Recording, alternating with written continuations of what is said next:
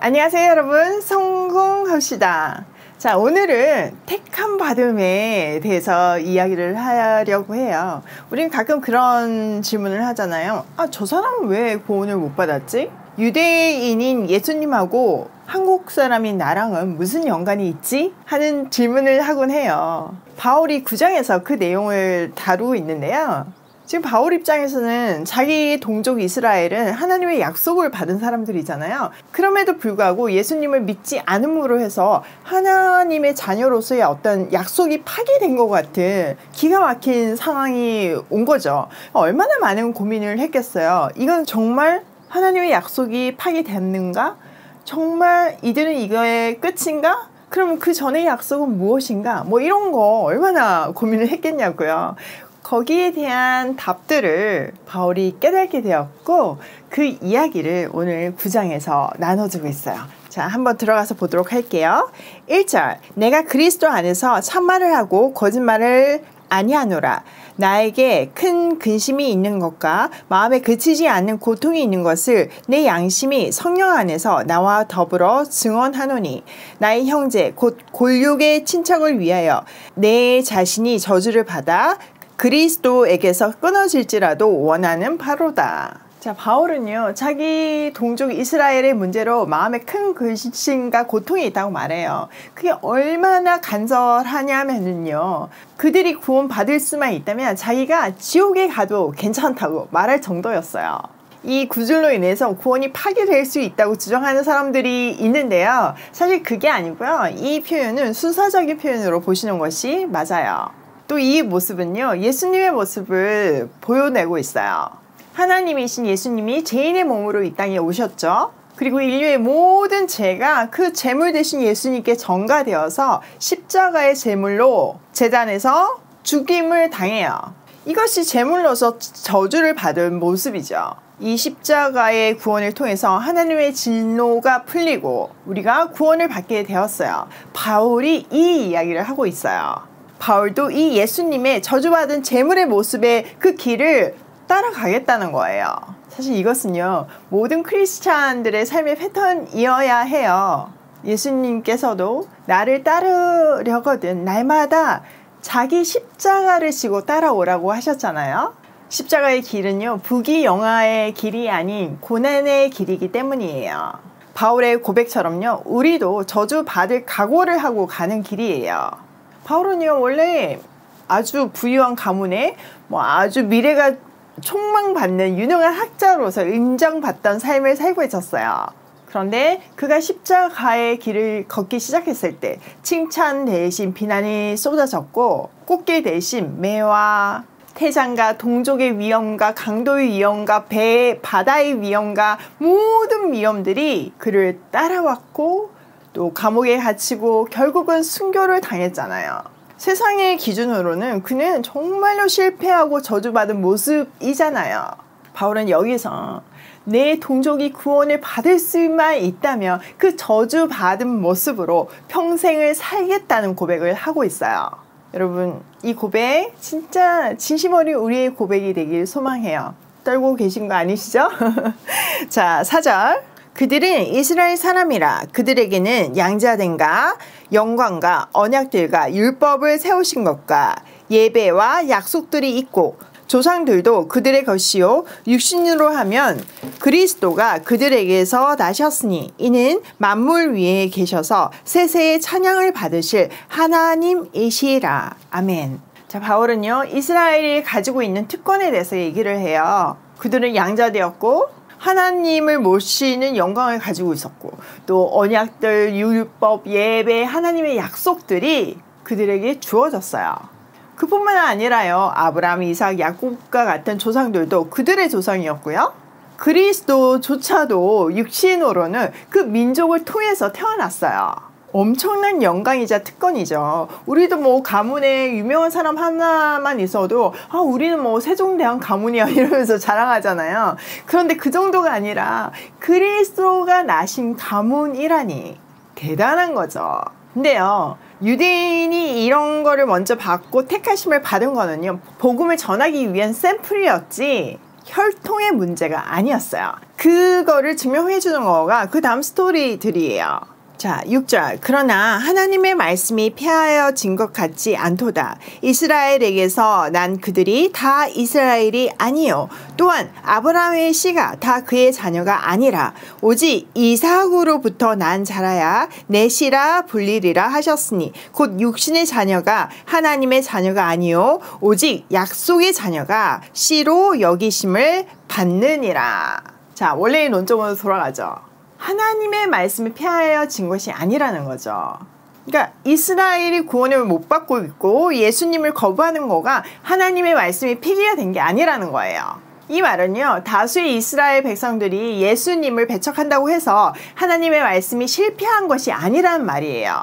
왜냐하면요, 아브라함의 자손이라고 해서 다 그의 자녀가 아니라 이삭에게서 태어난 사람, 곧 약속의 자손들만 너의 자녀라고 부르겠다고 하시고 있으니까요.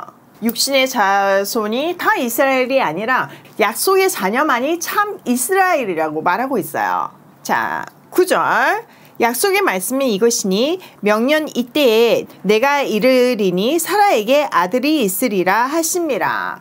자, 그러면서 아브라함에게 하셨던 약속을 언급하고 있어요. 이것은 아브라함이 창세기 15장에서 후손에 대한 약속을 하나님으로 받죠. 근데 그게 오랫동안 성취되지 않았어요. 그러다 보니까 기다리다가 지친 아브라함이 자기 힘과 자기의 지혜로 이스마엘을 낳죠. 하나님은 그의 탄생 이후에 13년 동안 침묵하셨어요. 여러분, 침묵은 정말 성도들에게 가장 무서운 형벌이잖아요. 그리고 그가 99세가 되던 해에 다시 나타나셔서 하셨던 첫마디가 나는 전능하신 하나님이다. 이렇게 말씀하셨어요. 그의 불신과 불신앙에 대해서 준엄한 책망을 하고 계신 거죠. 그리고 약속을 다시 갱신해 주시는데요. 그때 주셨던 법이 할례예요. 할례는 생식기 끝을 자름으로 해서 죽음을 상징하고 있어요. 이제 아브라함의 힘이 아닌 하나님의 능력으로 이 약속이 성취될 것이라는 것을 말해주는 거죠. 경수가 끊어지고 진짜 나이가 너무 많이 들어서 죽은 것 같은 몸에서 이삭이 태어났어요. 하나님은요, 인간의 불순종과 불신앙을 뚫어내시고 약속을 성취하셨어요. 여러분, 이삭의 뜻이 뭔지 아세요? 그가 웃었다예요. 이삭이 태어날 것을 얘기했을 때 그 부부는 비웃었어요. 근데 그 비웃음을 진정한 웃음으로 바꾸셨어요. 이것이 하나님 자녀들의 특권이에요. 자, 이삭 다음으로 이제 야곱의 예를 드시는데요. 한번 볼게요. 그뿐 아니라 또한 리브가가 우리 조상 이삭 한 사람으로 말미암아 임신하였는데 그 자식들이 아직 나지도 아니하고 무슨 선이나 악을 행하지 아니한 때에 택하심을 따라 되는 하나님의 뜻이 행위로 말미암지 않고 오직 부르시는 이로 말미암아 서게 하려 하사.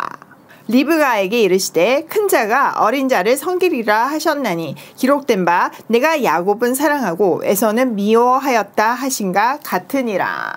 자, 이삭의 쌍둥이 아들 에서와 야곱 중에서 하나님은 야곱을 택하셨어요. 근데 중요한 거는요, 그들이 태어나기도 전에 뭔가 선이나 악을 행하기도 전에 하나님이 야곱을 택하셨다는 거예요. 솔직히 보면 인간적으로는 에서 훨씬 멋지잖아요. 야곱은 속이는 자잖아요. 근데 하나님이 그 야곱을 택하셨다는 거예요. 이거는요, 유대인들이 주장하는 행위 구원이 아니라 오직 하나님의 뜻에 의해서 은혜로 말미암은 구원이라는 것을 증명해주고 있어요. 택하심의 원리이죠. 자, 여기에 보면 야곱은 사랑하고 에서는 미워했다는 말이 있잖아요. 이 말은 뭐 진짜 미워하고 좋아하고 이런 얘기가 아니라 야곱은 택하시고 에서는 택함을 받지 못했다는 의미예요. 여기까지 읽다 보면 왜 야곱만 택하셔? 이런 질문이 들죠. 거기에 대한 답도 있죠.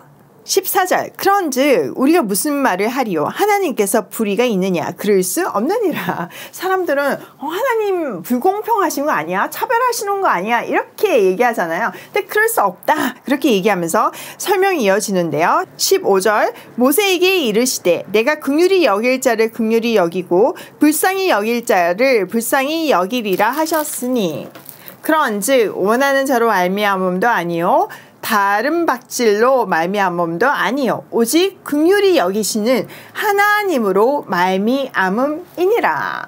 자, 여기는 출애굽기에서 모세에게 하신 말씀을 인용해서 하나님의 주권을 설명하고 있어요. 아주 쉽게 얘기하면요, 왜 야곱을 선택했냐고 묻는다면 하나님 마음이라는 거죠. 창조주 하나님의 주권이니까 피조물인 우리가 알 길이 없다는 말이에요. 그러면 또 이 질문을 바꿔보세요. 그러면 나 같은 사람은 왜 구원을 받았는지 여러분 아세요? 알 길이 없다는 거죠. 그러니까 구원은 전적인 하나님의 은혜이고 창조주의 영역이라는 거죠. 자, 17절 성경이 바로에게 이르시되 내가 이 일을 위하여 너를 세웠으니 곧 너로 말미암아 내 능력을 보이고 내 이름이 온 땅에 전파되게 하려 함이라 하셨으니 그런즉 하나님께서 하고자 하시는 자를 긍휼히 여기시고 하고자 하시는 자를 완악하게 하시느니라. 자, 바로를 또 예를 들어서 설명을 하는데요. 바로는 완악함의 대명사예요. 장자의 죽음까지 맛보고 그제서야 포기를 하잖아요. 또 거기서 끝나는 게 아니라 잠시 포기했다가 다시 추적하잖아요. 그의 그 강팍함을 통해서 하나님의 능력이 나타나고 하나님의 이름이 온 땅에 알려졌어요. 자, 여기에서 또 굉장히 중요한 포인트가요. 하나님이 당신의 뜻을 이루기 위해서 바로를 아주 착한 바로를 아주 강팍하게 만들었다는 의미가 아니에요.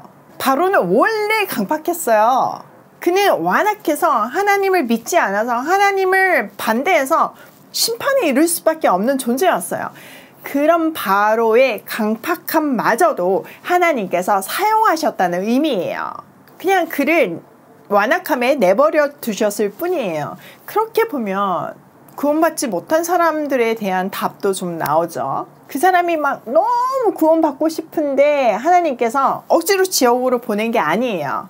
그는 원래 마음이 완악했고 하나님을 믿지 않았고 하나님을 반대했기 때문에 원래 심판 아래 놓여 있었어요. 모든 사람이요. 그런데 우리는 그 소식을 듣고 얼른 첫째 아담에서 마지막 아담으로 옮겨 탔잖아요. 그래서 생명이 주어졌잖아요. 근데 그들은 그냥 그 자리에 있었던 거예요. 그 기쁜 소식을 듣고도 거절했던 거죠. 그래서 심판에 이르게 된 거예요. 하나님이 내버려 두셨을 뿐이죠.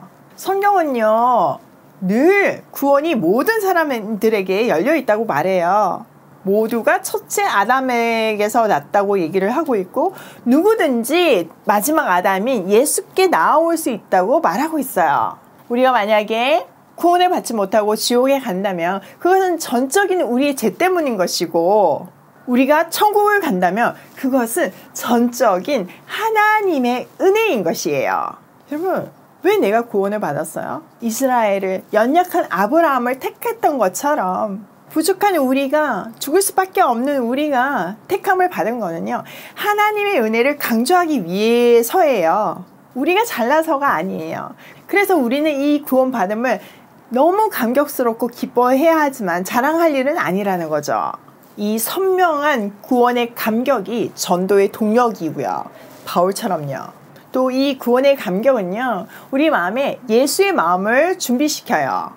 내가 잘나서가 아니라 내가 너무나 부족한데 택함을 받았기 때문에 그 감격이 큰 거고, 하나님께서 나 같은 사람을 택했을 때는 그 이유가 있다고 생각을 하고 그 이유에 따라 사명 감당하며 살게 되는 거죠. 그래도 조금 이해가 안 된다 이런 분들을 위해서 바울이 그 다음에 토기장이 비유를 하는데요. 다음 이 시간에 한번 체크해 보아요.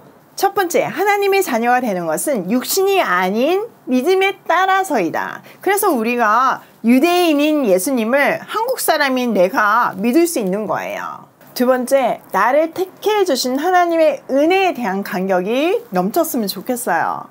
여러분, 진짜 이유를 생각해 보세요. 여러분, 은혜를 받을, 택함 받을 조건이 있으신가요? 여러분에게? 아무리 생각해도 없어요. 내가 얼마나 죄인인지를 알 때, 이게 주어진 구원이 그냥 주어진 것이 아님을 알 때, 그 택해 주신 하나님의 은혜가 감격으로 여러분에게 흘러 넘칠 거예요. 자, 세 번째, 택함 받은 우리는 유대인의 상태인지 바울의 상태인지 체크해 봐야 돼요.